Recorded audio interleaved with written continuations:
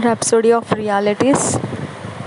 आज pastor Chris ओयाखिलोमे द्वारा हमको जो वचन मिला है सीखने के लिए, वो है 1 तिमोथी 6:20 से आधारित विषय है। ये पहले तिमोथी 6 अध्याय के 20 वचन के आधार से ये विषय है। The gospel is in your trust. सुसमाचार आपके विश्वास में है। The gospel is in your trust. सुसमाचार आपके भरोसे में, आपके विश्वास में है।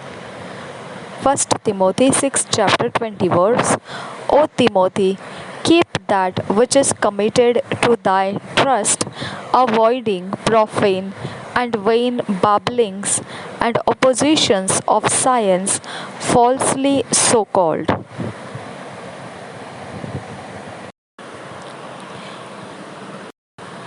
पहला तिमोथी 6 अध्याय 20 वचन। हे तिमोथियोस, इस धरोहर की रखवाली कर और जिस ज्ञान को ज्ञान कहना ही भूल है उसके अशुद्ध बकवाद और विरोध की बातों से परे रहे।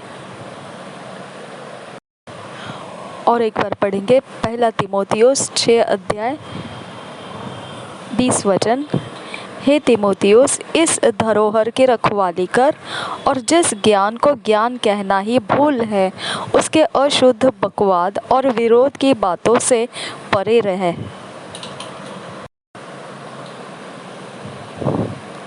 The word trust in the scripture above is an interesting Greek word, parakatake,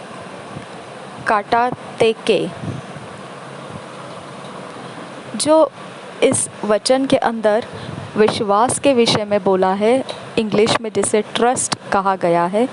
ये वचन के अंदर जो आया है ये शब्द, ये यूनानी भाषा में एक बहुत ही मज़ेदार शब्द है। और ये शब्द का इस प्रकार से बोला जाता है पाराकाटातेके। It means a deposit, the investment of your personality।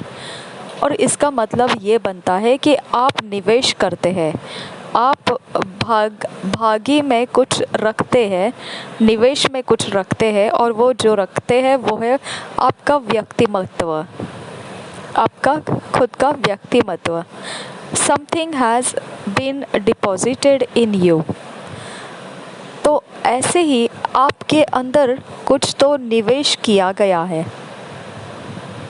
You have to come to the realization that the gospel, the same message that saved your life, has been committed to your trust। आपको साथ साथ यह भी आप सच्चाई को समझ लेना ज़रूरी है कि जो सुसमाचार है वह वही वाला संदेश है जिसने आपको बचाया है, आपके जीवन को बचाया है, और वह आपके विश्वास के ही ऊपर निर्भर रहा था। आप जितना विश्वास में समर्पित रहे वैसे वैसे आपके अंदर ये काम हो गया।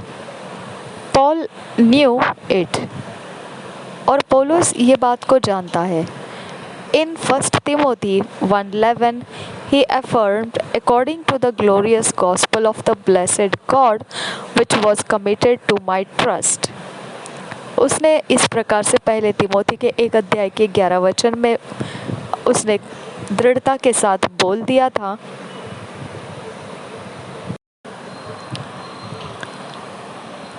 यही परम धन्य परमेश्वर की महिमा के उस सुसमाचार के अनुसार है जो मुझे सौंपा गया है।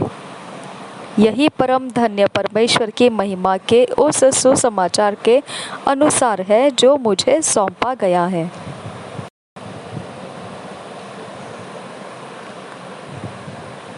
What a consciousness! He took personal responsibility for the gospel। कैसा उसका ध्यान था इस विषय के ऊपर। उसने इस जिम्मेदारी को, जो सुसमाचार की जिम्मेदारी है, उसे अपना व्यक्तिगत जिम्मेदारी मानकर ले लिया। It should be the same with you। और ऐसा ही बराबर आपके साथ भी रहना चाहिए, होना चाहिए। Your co-workers, business associates, schoolmates, family members, co-tenants, friends, and all those he ever connects you with are all hanging on to the trust committed to you by God. जो भी आपके साथ संगी काम करने वाले लोग हैं, आपके व्यवहार में, व्यापार में जो आपके सहायता करने वाले लोग हैं, आपके साथ साथ चलने वाले, और फिर आपके जो स्कूलों में जो आपके दोस्त मित्र कोई है, और फिर परिवार के सदस्य, और इसी प्रकार से कोई आपके घर के अंदर आपके साथ घर को इस्तेमाल कर रहा है, या आपके दोस्त लोग हैं, या फिर और ऐसे कोई, हर एक जो इंसान आपसे जुड़ा हुआ है वह केवल इस बात के लिए जुड़ा है कि आपके ऊपर एक काम सौंपा है, आपके विश्वास के द्वारा, जो परमेश्वर के द्वारा सौंपा गया है, उसके लिए वो आपके साथ जुड़े हुए हैं। He holds you responsible as their witness. You are the witness to your generation. और इसके लिए आपको वो जिम्मेदार समझता है कि आप गवाह हो उनके लिए, और आप गवाह हो उनके पीढ़ियों के लिए। You have got to be committed to bringing salvation to those in your world.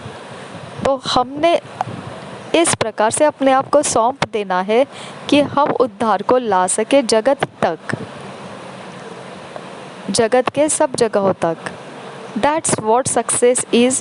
You become a fruit producing branch, fulfilling what Jesus said in John 15:5. I am the vine, ye are the branches. तो ये है सफलता, और यही सफलता आप फलदायी रूप में डाली बन जाते हैं। और फिर आप, प्रभु यीशु ने कहा जैसा यूहन्ना के 15 अध्याय के 5 वचन में, कि मैं दाखलता हो और तुम मेरी डालियाँ हो, ऐसा हो जाता है। Always declare I am a fruitful bearing branch in the name of the Lord Jesus. हमेशा इसकी घोषणा कीजिए कि मैं फल देने वाली डाली हूँ यीशु मसीह के, प्रभु यीशु मसीह के नाम में। I bear fruits of righteousness and manifest works of righteousness. और मैं फल देता हूँ धार्मिकता का, और धार्मिकता के कामों को प्रकट करता हूँ। Declare it and act according. That's what the apostle Paul was communicating to the young minister Timothy. यही घोषणा कीजिए और यही काम भी उसके अनुसार कीजिए। यही तो बात थी जो प्रेरित पौलुस जो था वो इस प्रकार से उस जवान सेवा करने वाले को, तिमोथी को बोल रहा था। इन अवर थीम वर्ड्स जो हमने शुरुआती वचन पढ़ा उसमें आपने देखा, the consciousness of what was committed to his trust. इस बात का ख्याल रखना, ध्यान रखना कि क्या बात सौंपा गया है हमारे विश्वास के ऊपर। You carry the seeds of the kingdom of God inside you. आप परमेश्वर के राज्य के बीज को आपके अंदर लिए हुए चलते हो। That's your number 1 ministry in life. आपकी वो पहले नंबर पर सेवकाई है आपके जीवन के अंदर। Remember the words of Jesus, but seek ye first the kingdom of God and the righteousness, and all these things shall be added unto you. याद कीजिए जो शब्द यीशु ने कहा था मत्ती के 6 अध्याय के 33 वचन में। मत्ती का 6 अध्याय 33 वचन, इसलिए पहले तुम परमेश्वर के राज्य और उसके धर्म की खोज करो, तो ये सब वस्तुएं भी तुम्हें मिल जाएंगी। और एक बार पढ़ेंगे, इसलिए पहले तुम परमेश्वर के राज्य और उसके धर्म की खोज करो, तो ये सब वस्तुएं भी तुम्हें मिल जाएंगी।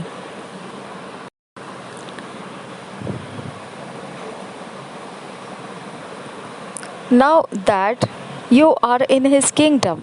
Make it your priority, and His glory will be manifested and through you.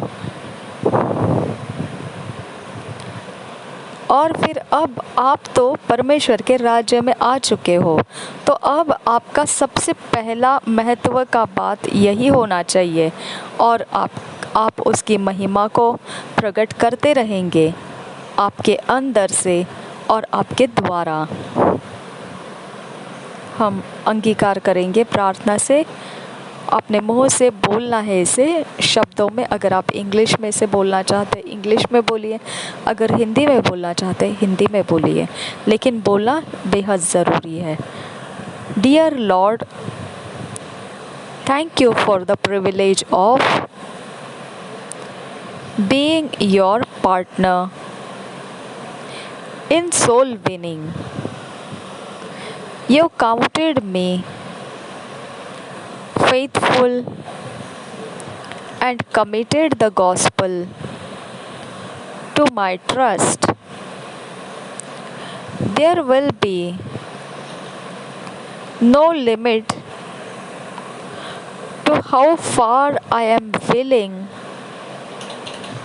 to go and do for the gospel. For it's your power to make sinners righteous, to catapult the poor from obscurity and misery to a life of prosperity, glory and excellence. I preach it boldly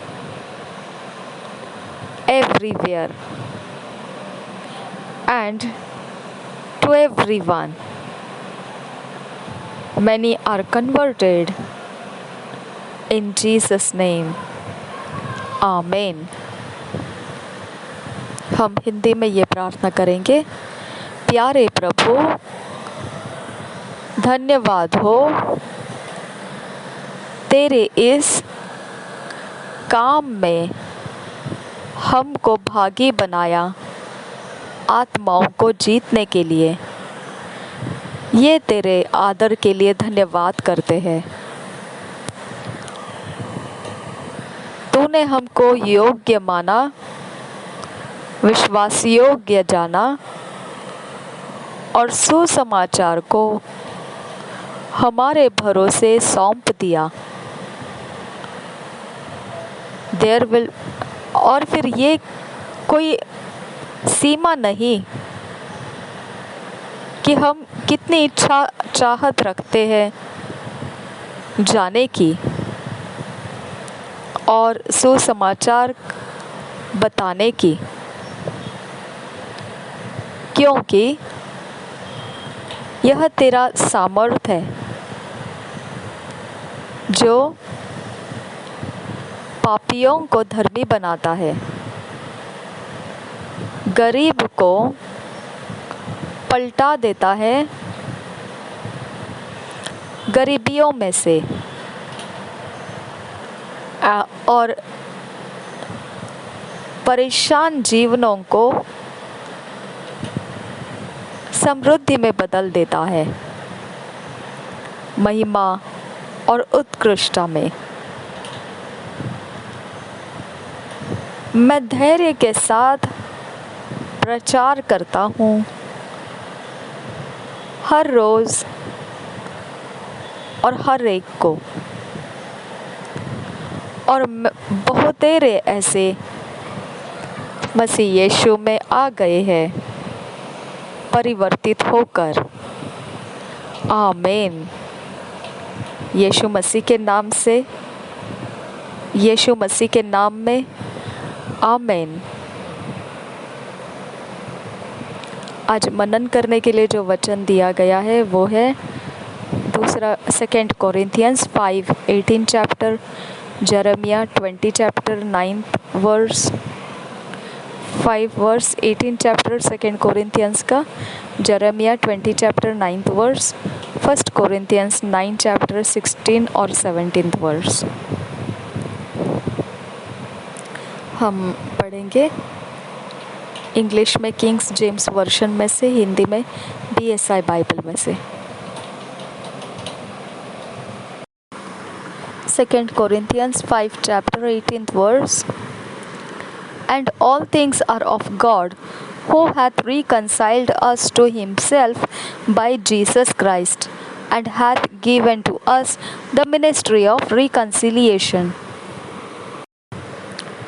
दूसरा कोरिन्थियों 5 अध्याय 18 वचन।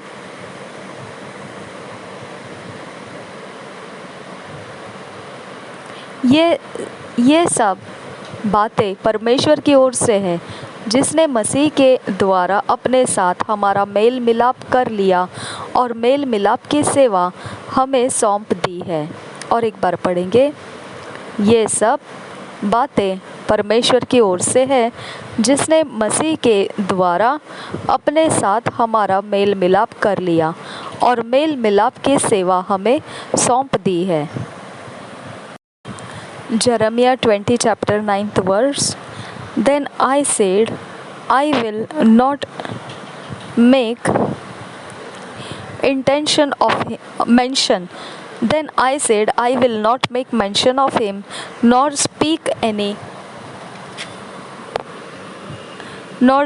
any more in his name. But his word was in mine heart as a burning fire shut up in my bones.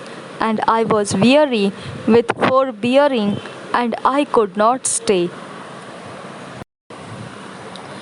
यिर्मयाह की भविष्यवाणी 20 chapter 20 अध्याय उसका 9 वचन।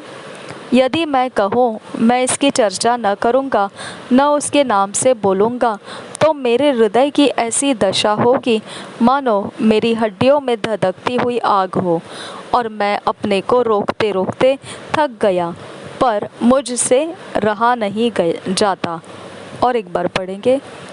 यदि मैं कहूँ मैं उसकी चर्चा न करूँगा, न उसके नाम से बोलूँगा, तो मेरे हृदय की ऐसी दशा होगी मानो मेरी हड्डियों में धधकती हुई आग हो, और मैं अपने को रोकते रोकते थक गया, पर मुझसे रहा नहीं जाता।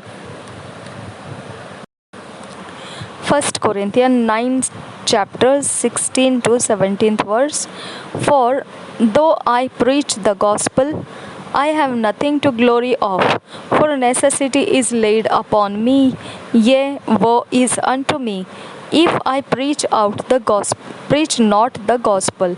For if I do this thing willingly, I have a reward, but if against my will, a dispensation of the gospel is committed unto me.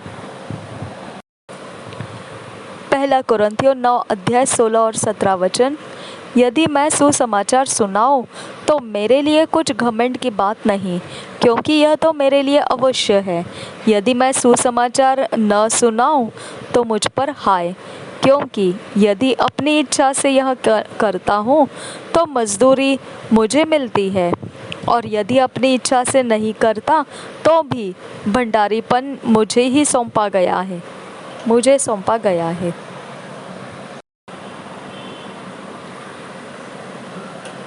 One year Bible reading plan, 1 साल का Bible reading plan. Revelation 8th chapter, Obadiah, प्रकाशित वाक्य 8 अध्याय और ओबदिया। हम English में Kings James version में से पढ़ेंगे, हिंदी में BSI बाइबल में से पढ़ेंगे।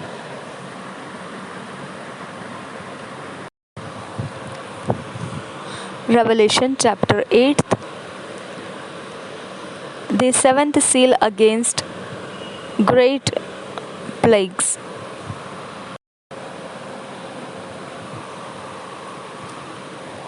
Revelation chapter 8 फर्स्ट वर्स से पढ़ेंगे।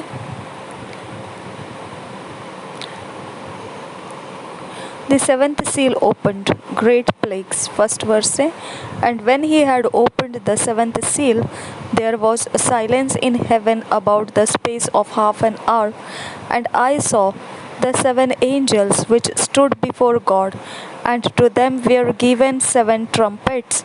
And another angel came and stood at the altar, having a golden censer, and there was given unto him much incense, that he should offer it with the prayers of all saints upon the golden altar which was before the throne. And the smoke of the incense, which came with the prayers of the saints, ascended up before God out of the angel's hand. And the angel took the censer and filled it with fire of the altar, and cast it into the earth. And there were voices and thunderings and lightnings and an earthquake. And the 7 angels which had the 7 trumpets prepared themselves to sound. The first angel sounded, and there followed hail and fire mingled with blood, and they were cast upon the earth. And the third part of trees was burned in, and all burned up, and all green grass was burnt up. And the second angel sounded, and as it were a great mountain burning with fire was cast into the sea, and the third part of the sea became blood. And the third part of the creature which were in the sea and had life died, and the third part of the ships were destroyed. And the third angel sounded, and there fell a great star from heaven, burning as it were a lamp, and it fell upon the third part of the rivers and upon the fountains of waters. And the name of the star is called Wormwood. And the third part of the waters became wormwood, and many men died died of the waters, because they were made bitter. And the fourth angel sounded, and the third part of the sun was smitten, and the third part of the moon, and the third part of the stars, so as the third part of them was darkened. And the day shone not for a third part of it, and the night likewise. And beheld, and I beheld and heard an angel flying through the midst of heaven, saying with a loud voice, Woe, woe, woe to the inhabitants of the earth by reason of the other voices of the trumpet of the 3 angels which are yet to sound.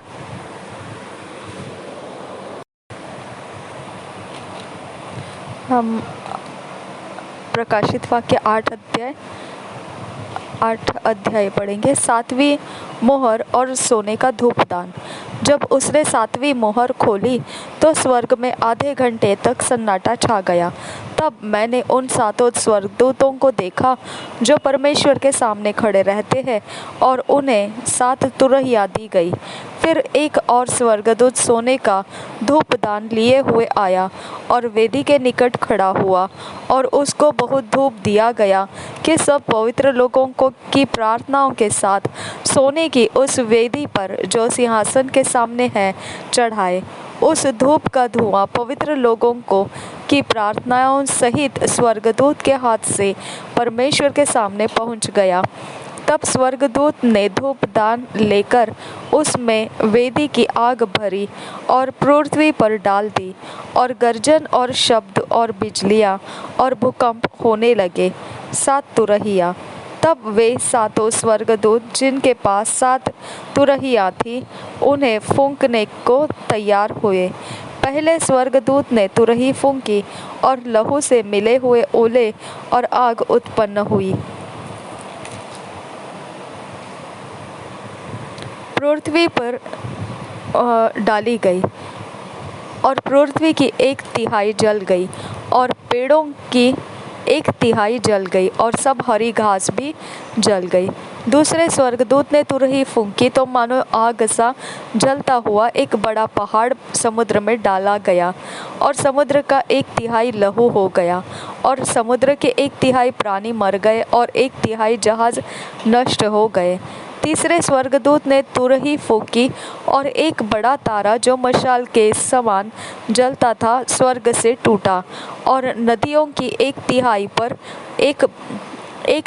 पर और पानी के सोतों पर आ पड़ा।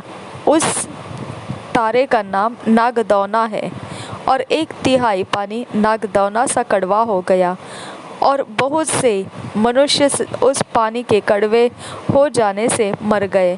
चौथे स्वर्गदूत ने तुरही फूंकी और सूर्य की एक तिहाई और चांद की एक तिहाई और तारों की एक तिहाई पर आपत्ति आई, यहाँ तक कि उनका एक तिहाई अंग अंधेरा हो गया और दिन की एक तिहाई में उजाला न रहा और वैसे ही रात में भी। जब मैंने फिर देखा तो आकाश के बीच में एक उकाब को उड़ते और ऊंचे शब्द से यह कहते सुना, उन 3 स्वर्गदूतों की तुरही के शब्दों के कारण जिनका फूंकना अभी बाकी है, पृथ्वी के रहने वालों पर हाय हाय हाय।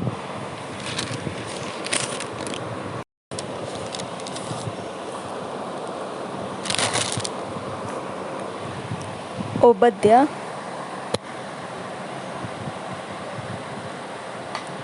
फर्स्ट वर्स से पढ़ेंगे।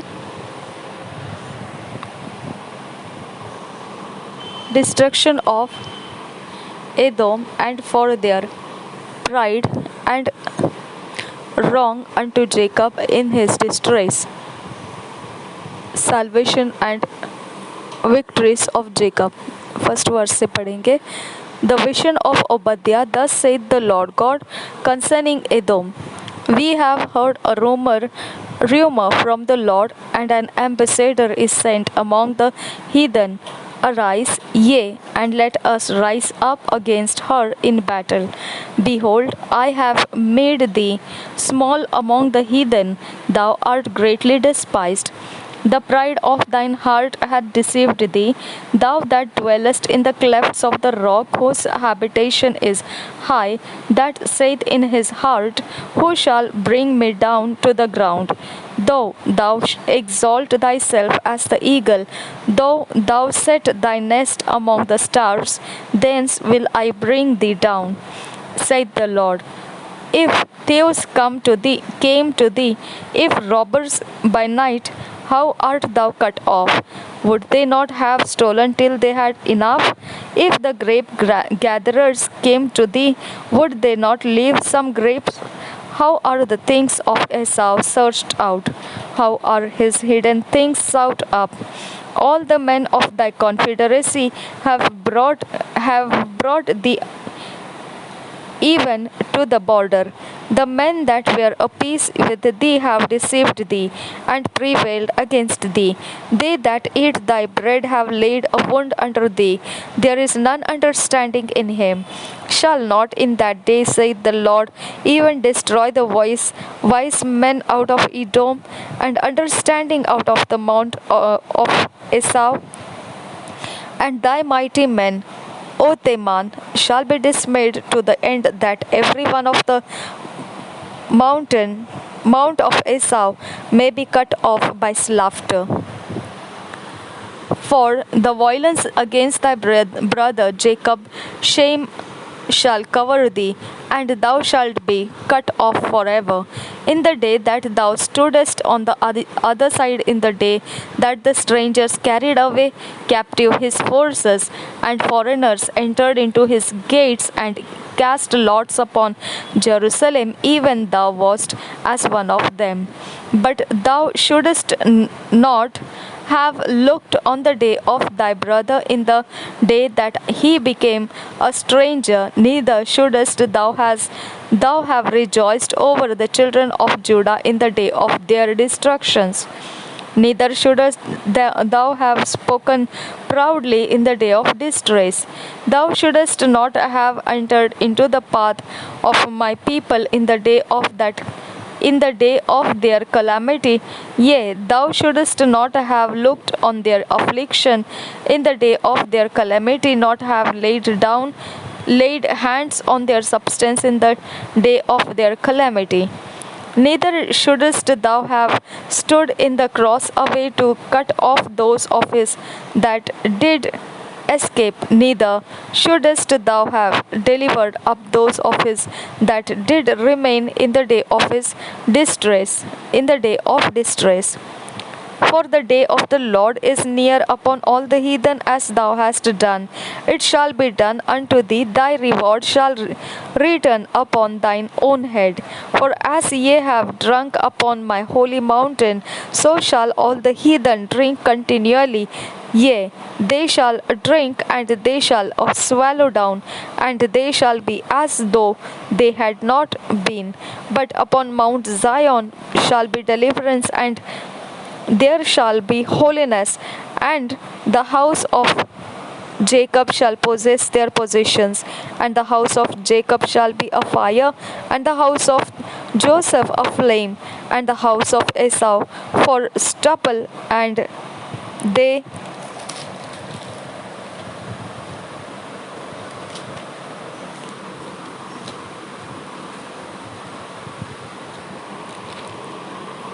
shed kindle in them, and devour them. There shall not be any remaining of the house of Esau, for the Lord hath spoken it. And they of the south shall possess the mountain of Esau, and they of the plain the Philistines, and they shall possess the fields of Ephraim, and the fields of Samaria, and Benjamin shall possess Gilead, and the captivity of this host of the children of Israel shall possess that of the Canaanites even unto Zarephath, and the captivity of Jerusalem, which is in Sepharad, shall possess the cities of the south. And saviors shall come up on Mount Zion to judge the mount of Esau, and the kingdom shall be the Lord's. ओबद्या पहले अध्याय, मतलब एक ही अध्याय है, उसके अंदर एदोम को दंड पहले वचन से पढ़ेंगे। ओबद्या का दर्शन। एदोम के विषय यहोवा यों कहता है, हम लोगों ने यहोवा की ओर से समाचार सुना है, और एक दूत अन्य जातियों में यह कहने को भेजा गया है, उठो हम उससे लड़ने को उठे। मैं तुझे जातियों में छोटा कर दूंगा, तू बहुत तुच्छ गिना जाएगा। हे पहाड़ों की दरारों में बसने वाले, हे ऊंचे स्थान में रहने वाले, तेरे अभिमान ने तुझे धोखा दिया है। तू मन में कहता है, कौन मुझे भूमि पर उतार देगा? परंतु चाहे तू उकाब के समान ऊंचा उड़ता हो, वरन तारांगन के बीच अपना घोंसला बनाए हो, तो भी मैं तुझे वहां से नीचे गिराऊंगा। यहोवा की यही वाणी है।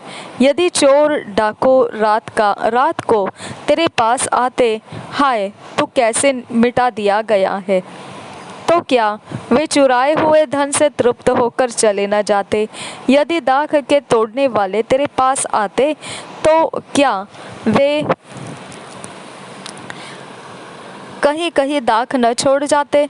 परंतु एसाव का धन कैसे खोज कर लूटा गया है, उसका गुप्त धन कैसे पता लगा कर निकाला गया है। जितनों ने तुझसे वाचा बांधी थी, उन सबों ने तुझे सीमा तक ढकेल दिया है। जो लोग तुझसे मेल रखते थे, वे तुझको धोखा देकर तुझ पर प्रबल हुए हैं, और जो तेरी रोटी खाते हैं, वे तेरे लिए फंदे लगाते हैं। उसमें कुछ समझ नहीं है। यहोवा की यह वाणी है, क्या मैं उस समय एदोम में मैं बुद्धिमानी को और एसाव के पहाड़ में से चतुराई को नष्ट न करूँगा? हे तेमान, तेरे शूरवीरों का मन कच्चा हो जाएगा, और यों एसाव के पहाड़ पर का हर एक पुरुष घात होकर नष्ट हो जाएगा। एदोम को दंड का कारण। 10 वचन से आगे। हे एसाव, उस उपद्रव के कारण जो तूने अपने भाई याकूब पर किया है, तो लज्जा से ढंपेगा और सदा के लिए नाश हो जाएगा। जिस दिन परदेशी लोग उसकी धन संपत्ति छीन कर ले गए, और पराये लोगों ने उसके फाटकों से घुसकर यरूशलेम पर चिट्ठी डाली, उस दिन तू भी उनमें से एक था। परंतु तुझे उचित नहीं था कि तू अपने भाई के दिन में, अतः उसकी संपत्ति के दिन में उसकी ओर देखता रहता। और यहूदियों के विनाश के दिन उसके ऊपर आनंद करता और उनके संकट के दिन बड़ा बोल बोलता। तुझे उचित नहीं था कि मेरी प्रजा को विपत्ति के दिन तू उसके फाटक में घुसता और उसके विपत्ति के दिन उसकी दुर्दशा को देखता रहता और उसके विपत्ति के दिन उसकी धन संपत्ति पर हाथ लगाता। तुझे उचित नहीं था कि तिरमुहाने के पर उसके भागने वालों को मार डालने के लिए खड़ा होता और संकट के दिन उसके अपने बचे हुओं को पकड़ाता। परमेश्वर जाति जाति का न्याय करेगा, क्योंकि सारी जातियों पर यहोवा का दिन निकट आता है। यहोवा का दिन का आना निकट है। जैसे तूने किया है वैसा ही तुझ से भी किया जाएगा। तेरा व्यवहार लौट कर तेरे ही सिर पर पड़ेगा। जिस प्रकार तूने मेरे पवित्र पर्वत पर पिया, उसी प्रकार से सारी जातियां लगातार पीती रहेगी, वरन वे सुड़क कर पिएंगी और ऐसी हो जाएंगी जैसे कभी हुई ही नहीं। इस्राएल की विजय 17 वचन से आगे। परंतु उस समय सिय्योन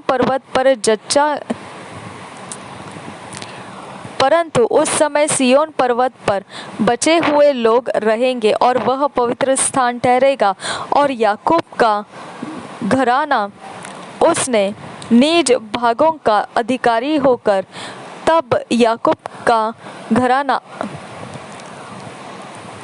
आग और यूसुफ का घराना लौ और एसाव का घराना खूंटी लगेगा और वे उनमें आग लगाकर उनको भस्म करेंगे और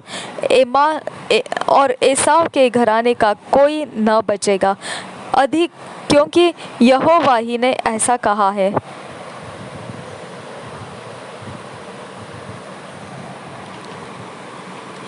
दक्षिण देश के लोग एसाव के पहाड़ के अधिकारी हो जाएंगे और नीचे के देश के लोग पलिश्तियों के अधिकारी होंगे और यहूदा एप्रैम और सामरिया के देहात को अपने भाग में कर लेंगे और बिन्यामीन गिलाद का अधिकारी होगा।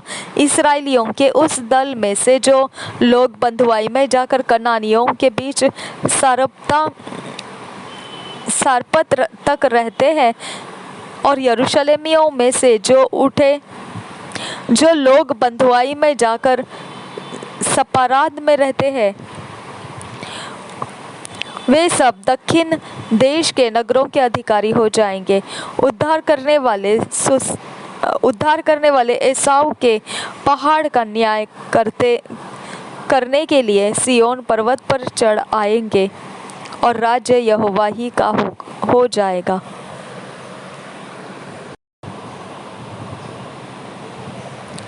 2 years Bible reading plan. Revelation 14th chapter 1 to 10 verse. Nahum 1 chapter 2 chapter 3 chapter. 2 साल के बाइबल रीडिंग प्लान में प्रकाशित वाक्य 14 अध्याय 1 से 10 वचन और नाहुम 1 अध्याय 2 अध्याय 3 अध्याय। पहले हम किंग्स जेम्स वर्शन में से पढ़ेंगे, उसके बाद हिंदी में BSI बाइबल में से। Revelation 14th chapter 1 to 10 verse. The fall of Babylon, etc. And I looked, and lo, a Lamb stood on the Mount Sion, and with him 144 and 4,000, having his Father's name written in their foreheads. And I heard a voice from heaven, as the voice of many waters, and as the voice of a great thunder. And I heard the voice of harpers harping with their harps, and they sung as it were a new song before the throne and before the 4 beasts and the elders, and no man could learn that song but the 144,000 which were redeemed from the earth. These are they which were not defiled with women, for they are virgins. These are they which follow the Lamb whosoever he goeth. These were redeemed from among men, being the first fruits unto God and to the Lamb. And in their mouth was found no guile, for they are without fault before the throne of God. And I saw another angel fly in the midst of heaven, having the everlasting gospel to preach unto them that dwell on the earth, and to every nation and kindred and tongue and people, saying with a loud voice, Fear God, and give glory to him, for the hour of his judgment is come, and worship him that made heaven and earth and the sea and the fountains of waters. And there followed another angel, saying, Babylon is fallen, that great city, because she made all nations drink of the wine of the wrath of the fornication. And the third angel followed them, saying with a loud voice, If any man worship the beast and his image, and receive the marks in his forehead or in his hand, the same shall drink of the wine of the wrath of God, which is poured out without mixture into the cup of his indignation, and he shall be tormented with fire and brimstone in the presence of the holy angels and in the presence of the Lamb. प्रकाशित वाक्य 14 अध्याय पहले वचन से 10 वचन तक। फिर मैंने दृष्टि की और देखो, वह मेम्ना सिय्योन पहाड़ पर खड़ा है, और उसके साथ 1,44,000 जन हैं, जिनके माथे पर उसका और उसके पिता का नाम लिखा हुआ है। और स्वर्ग से मुझे एक ऐसा शब्द सुनाई दिया, जो जल के बहुत धाराओं और बड़े गर्जन का सा शब्द था। और जो शब्द मैंने सुना वह ऐसा था, मानो वीणा बजाने वाले वीणा बजा रहे हो। वे सिंहासन के सामने और चारों प्राणियों और प्राचीनों के सामने एक नया गीत गा रहे थे। उन 1,44,000 जनों को छोड़ जो पृथ्वी पर से मोल लिए गए थे, कोई वह गीत न सीख सकता था। ये वे हैं जो स्त्रियों के साथ अशुद्ध नहीं हुए, पर कुंवारे हैं। ये वे ही है कि जहाँ कहीं मेमना जाता है, वे उसके पीछे हो लेते हैं। ये तो परमेश्वर के निमित्त पहले फल होने के लिए मनुष्यों में से मोल लिए गए हैं। उनके मुंह से कभी झूठ न निकला था, वे निर्दोष हैं। 3 स्वर्गदूत 6 वचन से आगे। फिर मैंने एक और स्वर्गदूत का आकाश के बीच में उड़ते हुए देखा, जिसके पास पृथ्वी पर के रहने वालों की हर एक जाति और कुल और भाषा और लोगों को सुनाने के लिए सनातन सुसमाचार था। उसने बड़े शब्द से कहा, परमेश्वर से डरो और उसकी महिमा करो, क्योंकि उसका न्याय करने का समय आ पहुंचा है। और उसका भजन करो, जिसने स्वर्ग और पृथ्वी और समुद्र और जल के सोते बनाए। फिर उसके बाद एक और दूसरा स्वर्गदूत यह कहता हुआ आया, गिर पड़ा, वह बड़ा बेबीलोन गिर पड़ा, जिसने अपने व्यभिचार की कोपमय मदिरा सारी जातियों को पिलाई है। फिर इनके बाद एक और तीसरा स्वर्गदूत बड़े शब्द से यह कहता हुआ आया, जो कोई उस पशु और उसकी मूर्ति की पूजा करे और अपने माथे या अपने हाथ पर उसकी छाप ले, वह परमेश्वर के प्रकोप की नीरी मदिरा जो उसके क्रोध के कटोरे में डाली गई है, पिएगा, और पवित्र स्वर्गदूतों के सामने और मेमने के सामने आग और गंधक की पीड़ा में पड़ेगा। Nahum chapter 1. The burden of Nineveh, majesty of God, in goodness to his people and severity against his enemy. First verse से पढ़ेंगे। The burden of Nineveh, the book of the vision of Nahum, the Elkoshite. God is jealous, and the Lord revengeth. The Lord revengeth and is furious.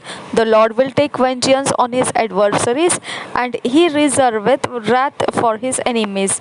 The Lord is slow to anger and great in power, and will not at all acquit the wicked. The Lord hath his way in the whirlwind and in the storm, and the clouds are the dust of his feet. He rebuked the sea and maketh it dry, and drieth up the rivers. Bashan languisheth, and Carmel and the flower of Lebanon languisheth. The mountains quake at him, and hills melt and the earth is burned at his presence, yea, the world and all that dwell therein. Who can stand before his indignation, and who can abide in the fierceness of his anger? His fury is poured out like fire, and the rocks are thrown down by him.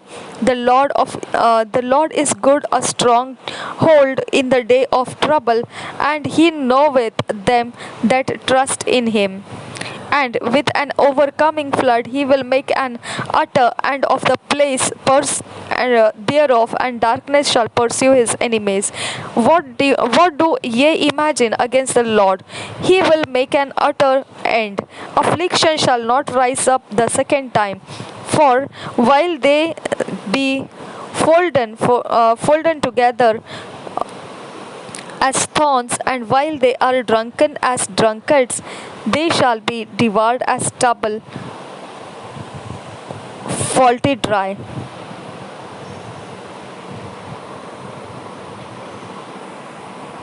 Okay, 1 minute. As stubble, fully dry. There is one come out of thee that magnifieth evil against the Lord, and a wicked counselor. Thus saith the Lord, though they be quiet, and likewise many, yet thus shall they be cut down when he shall pass through. Though I have afflicted thee, I will afflict thee no more. For now will I break his yoke from off thee, and will burst thy bonds in sunder. 14th verse. And the Lord hath given a commandment concerning thee, that no more of thy means be sown out of the house of thy gods. Will cut off the graven image, and then molten image. I will make thy grave, for thou art vile. Because behold, upon the mountains the feet of him that bringeth good tidings, that publisheth peace. Judah, keep thy solemn feast, perform thy vows, for the wicked shall no more mess through the trees. It is utterly cut off. Chapter 2.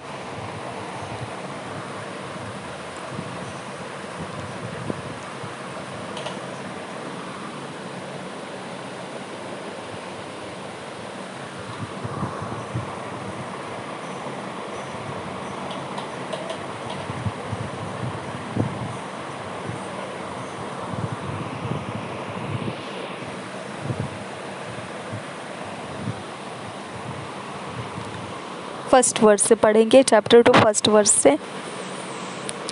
Judah and Israel being punished, God sends fearful armies against their enemies. First verse say, he that dasheth in pieces is come up before thy face.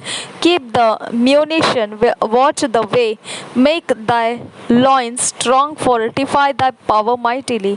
For the Lord had turned away the excellency of Jacob as the excellency of Israel. For the emptiers have emptied them out, and marred their vine branches. The shield of his mighty men is made red, the valiant men are in scarlet. The chariot shall be with flaming torches in the day of his preparation, and the fir trees shall be burned shaken.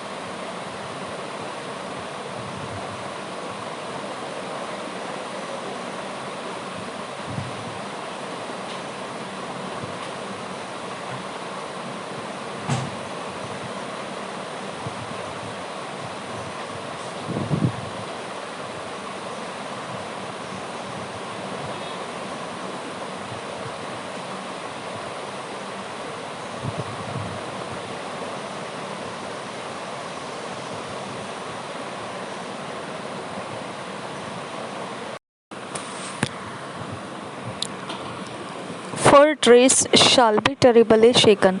The chariot shall rage in the streets, they shall jostle one against another in the broad ways. They shall seem like torches, they shall run like the lightnings. He shall recount his worthies, they shall stumble in their walk, they shall make haste to the wall thereof, and the defense shall be prepared. The gates of the river shall be opened, and the palace shall be dissolved, and Hazab shall be led away captive. She shall be brought up, and her maids shall lead her as with the voice of doves, stabbering upon their breasts. But Nineveh is of old like a pool of water, yet they shall flee away. Stand, stand, shall they cry, but none shall look back. Take ye the spoil of silver, take the spoil of gold, for there is none end of the store and glory out of all the pleasant furniture. She is empty and void and waste. And the heart melteth, and the knees smite together, and much pain is in all loins, and the faces of them all gather blackness. Where is the dwelling of the lions, and the feeding place of the young lions? Where the lion, even the old lion, walked, and the lions whelp, and none made them afraid. The lion did tear in pieces enough for his whelps, and struggled for his lionesses, and filled his holes with prey, and his dens with ravin. Behold, I am against thee, saith the Lord of hosts, and will burn her chariots in the smoke, and the sword shall devour thy young lions, and I will cut off thy prey from the earth, and the voice of thy messengers shall no more be heard. Chapter 3 first verse से पढ़ेंगे. Miserable ruin of Nineveh. Woe to the bloody city, it is all full of lies and robbery. The prey departeth not, the noise of a whip, and the noise of the rattling of the wheels, and of the praising horses, and of the jumping chariots. The horseman lifteth up both the bright sword and the glittering spear, and there is a multitude of slain, and a great number of carcasses, and there is none end of their corpses. They stumble upon their corpses because of the multitude of the whoredoms of the well-favored harlot, the mistress of witchcrafts, that saileth nations through her whoredoms, and families through her witchcrafts. Behold, I am against, saith the Lord of hosts, against thee, saith the Lord of hosts. And I will discover thy skirts upon thy face, and I will show the nations thy nakedness, and the kingdoms thy shame. I will cast abominable filth upon thee, and make thee vile, and will set thee as a gazing stock. And it shall come to pass that all they that look upon thee shall flee from thee, and say, Nineveh is laid waste. Who will bemoan her? Whence shall I seek comforters for thee? Art thou better than Populus? No, that was situate among the rivers, that had the waters round about it, whose rampart was the sea, and her wall was from the sea. Ethiopia and Egypt were her strength, and it was infinite. Put and Lubim were thy helpers. Yet was she carried away, she went into captivity. Her young children also were dashed in pieces at the top of all the streets, and they cast lots for her honorable men, and all her great men were bound in chains. Thou also shalt be drunken, thou shalt be hid, thou also shalt seek strength because of the enemy. All thy strongholds shall be like fig trees with the first ripe figs. If they be shaken, they shall even fall into the mouth of the eater. Behold, thy people in the midst of thee are women. The gates of thy land shall be set wide open unto thine enemies. The fire shall devour thy bars. Draw thee waters for the siege. Fortify thy strongholds. Go into clay and tread the mortar. Make strong the bricklin. There shall the fire devour thee, the sword shall cut thee off, it shall eat thee up like the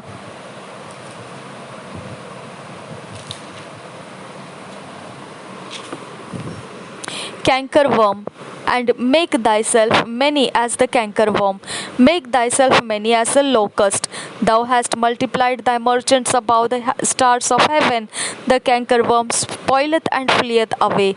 Thy crown are as the locust, and thy captains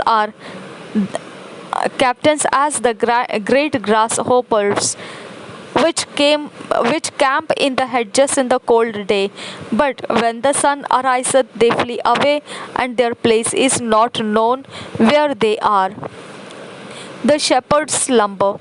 O king of Assyria, thy nobles shall dwell in the dust. Thy people is scattered upon the mountains, and no man gathered them. There is no healing of thy bruise. Thy wound is grievous. All that hear the bruit of thee shall clap the hands over thee, for upon whom hath not thy wickedness passed continually?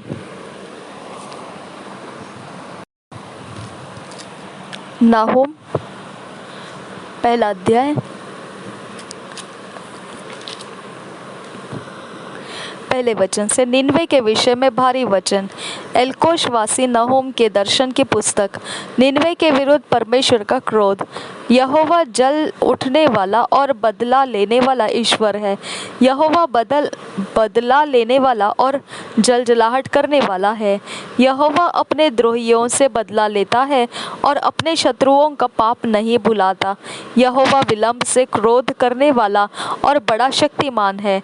वह दोषी को किसी प्रकार निर्दोष न ठहराएगा। यहोवा बवंडर और आंधी में होकर चलता है और बादल उसके पाँवों की धूल है।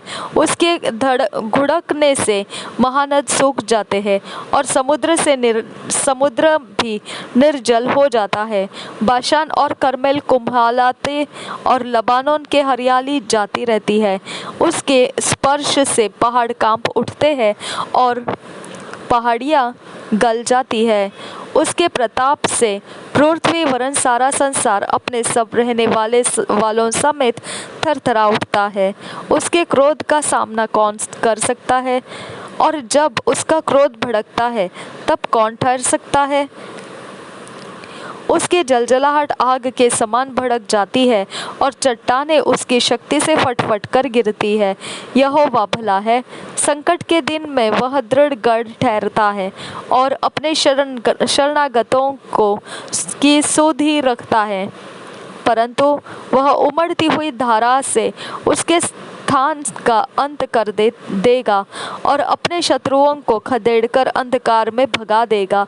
तुम यहोवा के विरुद्ध क्या कल्पना कर रहे हो? क्या वह तुम्हारा अंत कर देगा?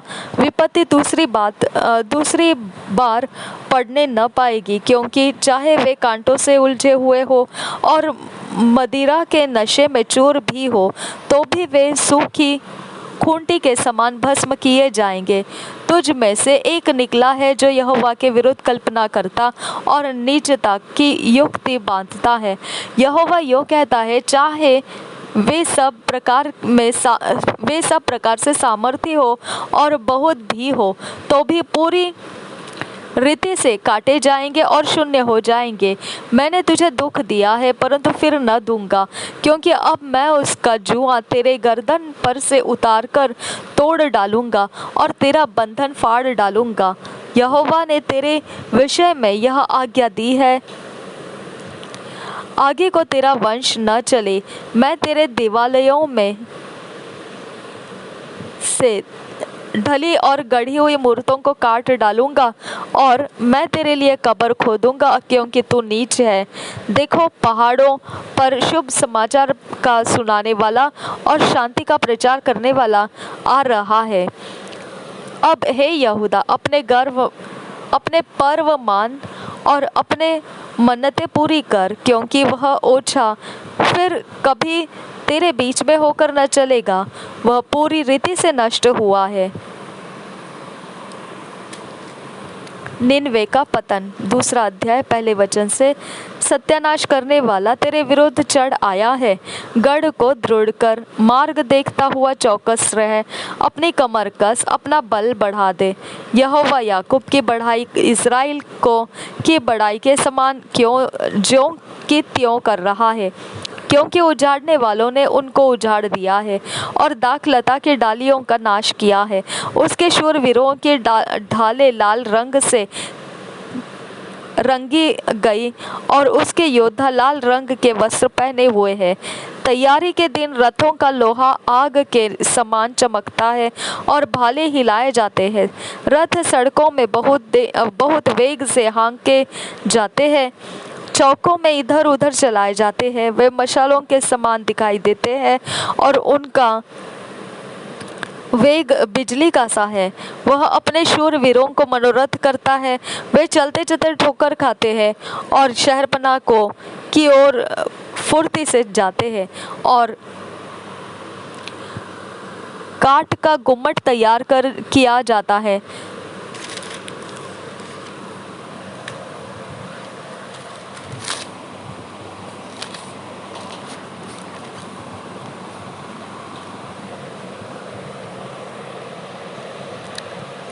नहरों के द्वार खुल जाते हैं और राजभवन गल कर बैठा जाता है। हुसेब नंगी करके बंधुआई में ले ली जाएगी और उसकी दासियां छाती पीटती हुई पिंडुकों के समान विलाप करेगी। निनवे जब से बनी है तब से तालाब के समान है, तो भी वे भाग जाते हैं और खड़े रहे। खड़े हो, ऐसा पुकारे जाने पर भी कोई मुंह नहीं मोड़ता। चांदी को लूटो, सोने को लूटो, उसके रखे हुए धन की बहुतायत और वैभव की सब प्रकार की मनभावनी सामग्री का कुछ परिमाण नहीं। वह खाली, छूछी और सूनी हो गई है। मन कच्चा हो गया और पांव कांपते हैं, और उन सबों की कटियों में जड़ी पीड़ा उठी और उन सबों के मुख का रंग उड़ गया है। सिंहों की वह मांद और जवान सिंह के अखेर का वह स्थान कहाँ रहा, जिसमें सिंह और सिंहनी अपने बच्चों समेत बेखटके फिरते थे। सिंह तो अपने बच्चों के लिए बहुत आहेर को फाड़ता था और अपनी सिंहनियों के लिए आहेर का गला घोंट घोंट कर ले जाता था और अपने गुफाओं और मांदों को आहेर से भर लेता था। सेनाओं के यहोवा की यह वाणी है, मैं तेरे विरुद्ध हूँ और उसके रथों को भस्म करके धुएं से उड़ा दूंगा और उसके जवान सिंह सरीखे वीर तलवार से मारे जाएंगे। मैं तेरे आहेर का पृथ्वी पर से नष्ट करूंगा और तेरे दूतों का बोल फिर सुना न जाएगा। 3 अध्याय, पहले वचन से। हाय उस हत्यारी नगरी पर, वह तो छल और लूट के धन से भरी हुई है। लूट कम नहीं होती है। घोड़ों की फटकार और पहियों की गड़गड़ाहट हो रही है। घोड़े कूदते फांदते और रथ उछलते चलते हैं। सवार चढ़ाई करते, तलवारें और भाले बिजली के समान चमकते हैं। मारे हुओं की बहुतायत और शवों का बड़ा ढेर है। मुर्दों को कुछ गिनती नहीं। लोग मुर्दों से ठोकर खा कर चलते हैं। यह सब उस अति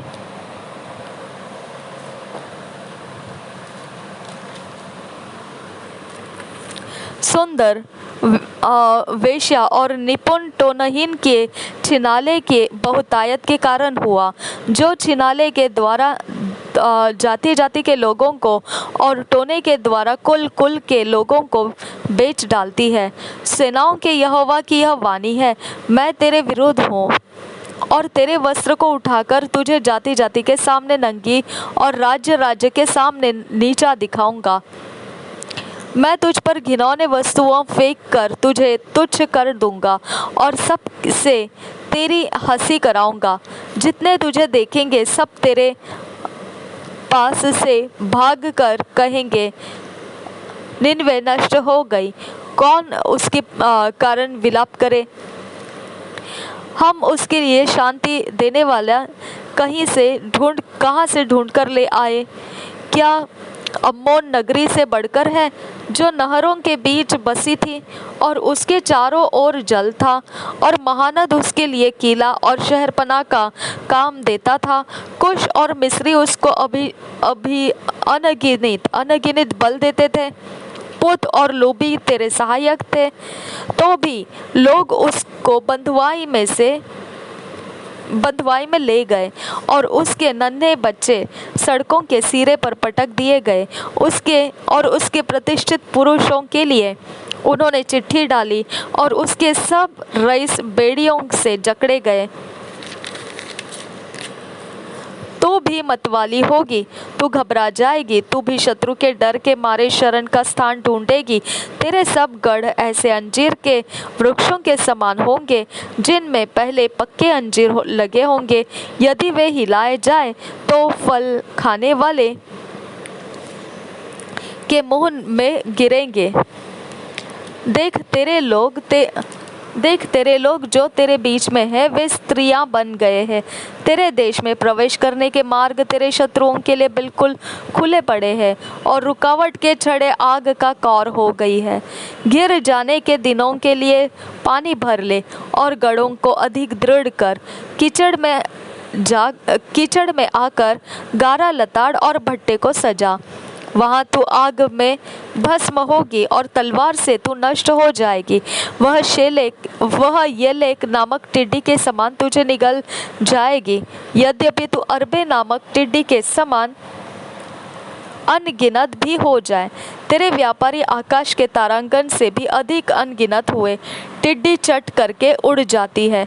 तेरे मुकुटधारी लोग टिड्डियों के समान और तेरे सेनापति टिड्डियों के दलों सरीखे ठहरेंगे, जो जाड़े के दिन में बाड़ों पर टिकते हैं, परंतु जब सूर्य दिखाई देता है तब भाग जाते हैं और कोई नहीं जानता कि वे कहाँ गए। हे अश्शूर के राजा, तेरे ठहराए हुए चरवाहे ऊँघते हैं। तेरे शूरवीर भारी नींद में पड़ गए हैं। तेरी प्रजा पहाड़ों पर तितर बितर हो गई है और कोई उनको फिर इकट्ठा नहीं करता। तेरा घाव न भर सकेगा, तेरा रोग असाध्य है। जितने तेरा समाचार सुनेंगे वे तेरे ऊपर ताली बजाएंगे, क्योंकि ऐसा कौन है जिस पर तेरा लगातार दुष्टता का प्रभाव न पड़ा हो। प्रभु यीशु हम सब के साथ बना रहे। आमेन, आमेन, आमेन।